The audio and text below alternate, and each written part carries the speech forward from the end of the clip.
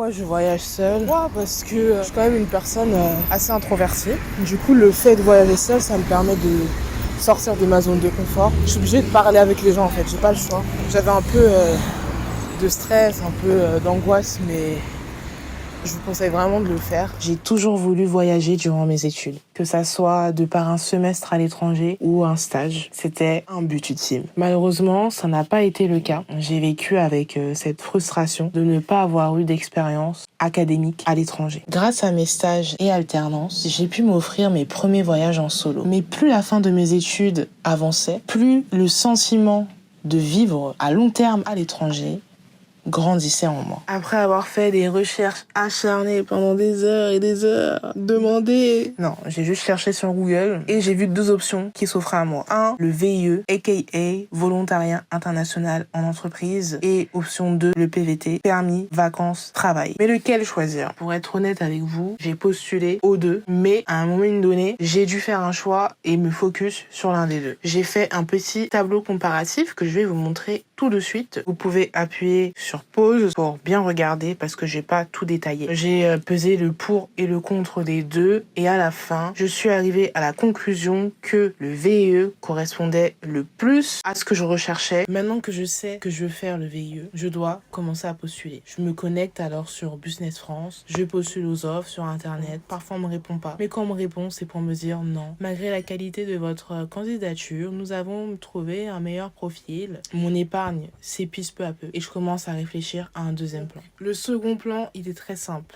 C'est prendre un CDI, un CDD, travailler pendant 1 à 2 ans, épargner et au bout de cette durée, partir en vacances, voyager quoi. J'ai pris conscience de quelque chose en fait, c'est que je suis têtue. Pourquoi? Parce que ça fait 5 ans que j'ai cette idée en tête de voyager, d'aller faire un semestre ou un stage à l'étranger. J'aurais dû anticiper, j'aurais dû commencer à épargner, commencer à réfléchir aux possibilités. Mais pour moi, j'étais sûre et certaine de pouvoir trouver mon VIE ou mon PVT à la fin de mes études. Or, ce n'était pas le plan de Dieu pour ma vie. Et j'aurais dû épargner parce que aujourd'hui, je me serais retrouvée dans cette situation où j'ai pas mon VIE, mais au moins je sais que j'ai coffré mes 10 000 euros, mes 15 000 euros de côté et je peux partir même déjà 2 mois, voyager tranquillement, faire mes trucs. Mais avec des si, on pourrait refaire le monde et on apprend de ses erreurs. J'ai donc posé mon option 2, mais j'ai continué à postuler au VIE à côté. Et c'est en agissant ainsi que tout a basculé positivement pour moi. Je me suis mise en mode machine. J'ai arrêté de me focaliser sur les 2-3 entreprises les plus connues qui proposent des VIE. Parce que oui, pour les VIE, j'ai pu lire des offres où ils demandaient un minimum de 5 ans d'expérience pour un VIE qui se fait entre les 18 et 28 ans. C'est-à-dire quand les personnes viennent de sortir d'études. Je me suis rendue à plusieurs stands, je donnais mon CV, je me présentais brièvement ce que je recherche.